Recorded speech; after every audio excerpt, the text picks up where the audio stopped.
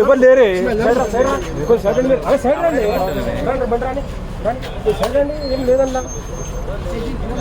ఏం లేదే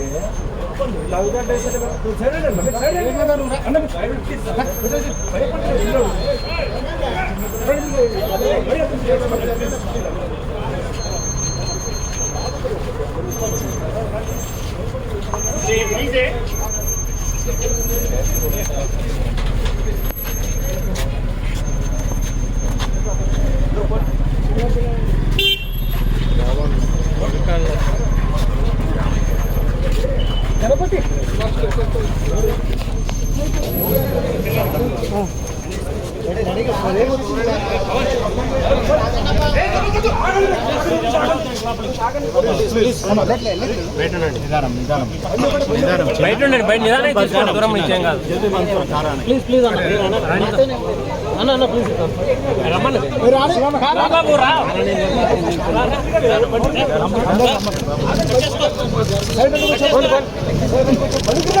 అన్న ప్లీజ్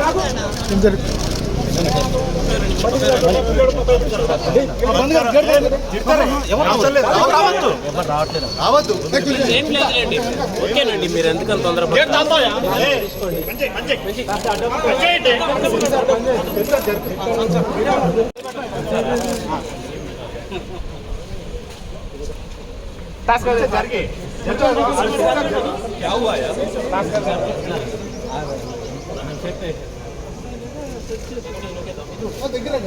మీరు ఎవరు రాకు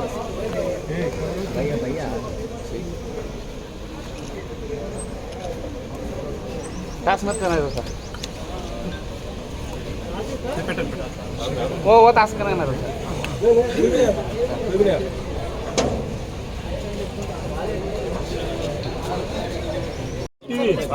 సమనింగ్ చేయరాదు. సమనింగ్ అసలు ఒక ఉమెన్ వాళ్ళ ఇంటి దగ్గర విచారించాలా లేకుంటే వాళ్ళు ఈడీ ఆఫీస్ విచారించాలనేది కేసు వస్తుంది. ఆ కేసు 19th నాడు పోస్ట్ అయింది. కాబట్టి వాళ్ళు సర్చ్ టెక్నికల్గా సర్చ్కు స్టే లేకపోవచ్చు, సర్చ్ చేసుకోవచ్చు. ఎక్సెప్ట్ సర్చ్ ఒక గందరగోళం అనేది జరుగుతుంది. ఈడీ ఐటీ రెండు జాయింట్ గా ఆపరేషన్ సర్చెస్ అనేది జరుగుతున్నాయి. మీకు తెలుసు కదా ఈడీ ఐటీ మాకు ఇన్ఫర్మేషన్ ఓన్లీ ఈడీ ఐటీ కాదు. కానీ ఇవాళ సుప్రీంకోర్టులో జరిగిన సందర్భంలో సర్చెస్ అన్నది జరుపుకుంటామని ఈడీ కోర్టుకు సమాచారం ఇచ్చింది. అటువంటి వెళ్ళి సమాచారం ఇవ్వలేదు. వాళ్ళు ఏం చెప్పారంటే ఇంతకుముందు కోర్టు ప్రొటెక్షన్ ఈ రోజు వరకు ఉంది, ఈ రోజు అయిపోతుందంటే కోర్టు చెప్పింది మేము 19th నాడు ఈ మ్యాటర్స్ వినబోతున్నాం కాబట్టి 19th వరకు మీరు వేచాలి. కానీ కోర్టులో పెండింగ్ లో ఉన్నప్పుడు మళ్ళీ ఈ రకమైనటువంటి సర్చెస్ చేయొచ్చా? కోర్టులో సర్చెస్ చేయొచ్చు. సర్చెస్ స్టే అనేది నార్మల్గా ఇవ్వరు. ఈ కేసులో ఏమైందంటే కవిత గారిని ఇంటి దగ్గర విచారణ చేయన్నా, ఈడీ ఆఫీస్ విచారణ చేయన్నా అనే ఒక ఇష్యూ మీద పెండింగ్ ఉంది. అది పెండింగ్ అయిపోయే వరకు కవిత గారిని వాళ్ళ ఆఫీస్కి సమరింగా చేయరాదు, అరెస్ట్ కూడా చేయరాదు. వాళ్ళు కోర్టు యాక్షన్ తీసుకోమంటే అరెస్ట్ కూడా చేయరాదు. సర్చ్ చేసుకుంటే ఒక విధంగా చేసుకోవచ్చేమో. సర్చ్ కాకుండా ఇంకా వేరే యాక్షన్ తీసుకున్నా that amounts to the content of supreme court and our ED advocate on record in supreme court advocate on record ఎవరైతున్నారు షీ ఈజ్ ఆల్సో సెండింగ్ వచ్చిన తర్వాత విస్తృతమైన ప్రచారం అనేది జరుగుతుంది. కవితను అరెస్ట్ చేసే అవకాశాలు ఎక్కువగా ఉన్నాయి.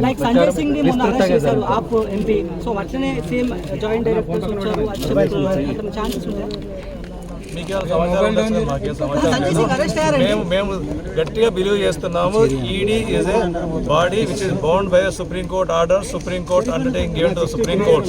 కాబట్టి మేము విశ్వసిస్తున్నాము ఈడీ అనేది సుప్రీం కోర్టు ఇచ్చిన అండర్టేకింగ్ ప్రకారమే నడుచుకుంటుందని. రాజ్యాంగబద్ధమైన సుప్రీం కోర్టులో అండర్టేకింగ్ ఇచ్చిన ప్రకారం నడుచుకోకుంటే సుప్రీం కోర్టు డెఫినెట్లీ వాళ్ళ యొక్క విశేష అధికారులు ఇచ్చి ఏమైనా యాక్షన్ ఈడీ మీద తీసుకోవచ్చు. నాకు తెలిసినంత వరకు ED will not dare to take any steps contrary to the Supreme Court order given in the Supreme Court. పత్రికల్లో ఇచ్చారు, టీవీలో ఇచ్చారు, కోర్స్ యాక్షన్స్ తీసుకోరాదు కవిత గారికి అని ఒక అండర్టేకింగ్ ఇచ్చినారు. We will not take any course action until it is disposed of. Sir ఒక్క అంశం, ఇప్పుడు ఎవరి సూపర్వైజన్ లో జరిగింది లీగల్ టీమ్ కి మీకు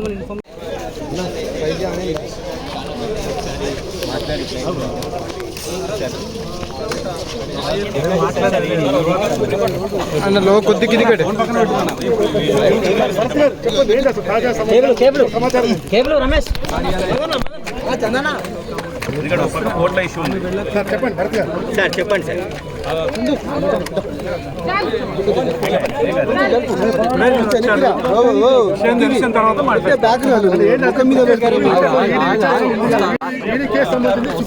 భరత్ గారు ఇప్పుడు ఏమీ మాట్లాడలేదు. ప్రయత్నం చేస్తాను. కోర్టులో కేసు పెండింగ్ ఉన్నది.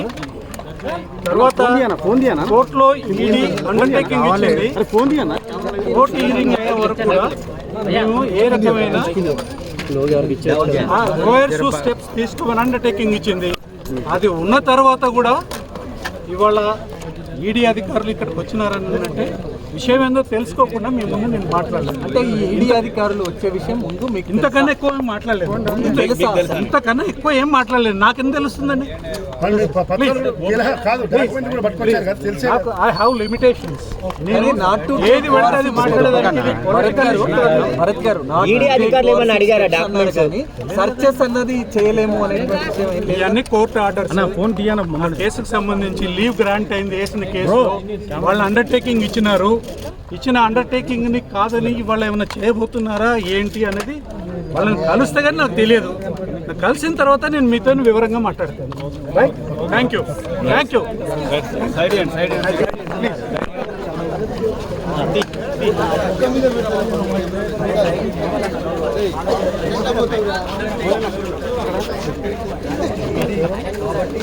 ఆఫీసర్స్ ఎవరైనా ఉన్నారా?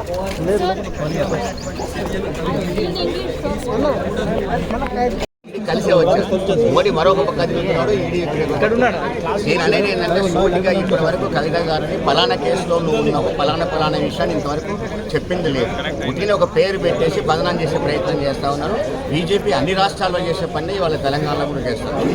వాళ్ళు అధికారంలో ఉన్న రాష్ట్రాలు తప్ప మిగతా ప్రతిపక్షాలు ఎక్కడ అధికారంలో ఉన్నా అలాంటి ప్రయత్నాలు చేస్తారు. ఒక తెలంగాణ కాడికి వచ్చేసరికి అధికారపక్షం ఇందులోకి ఎందుకు ఓట్ చేయాలంటే కాంగ్రెస్ బీజేపీ తెలంగాణలో కలిసే వాళ్ళు పయనిస్తూ ఉన్నారు. కలిసే పోరాటాలు చేశారు, కలిసే ఉన్నారు, కలిసే పరిపాలన కూడా చేస్తారు. మీరు పక్కనే మణికొండ పోతే కలిసే చైర్మన్ ఉప చైర్మన్ కూడా పంచుకున్నారు. ఇవాళ మోడీ అనే వ్యక్తిని ఇవాళ మనం ఎలా చూడాలి అంటే ఒక నియంతలాగా చూడాల్సిన అవసరం వస్తాం. కవిత గారిని ఒక మహిళని కూడా చూడకుండా మొదటి నుంచి బదనాం చేస్తూ బలిపశువుని చేసే ప్రయత్నం చేస్తూ ఉన్నారు.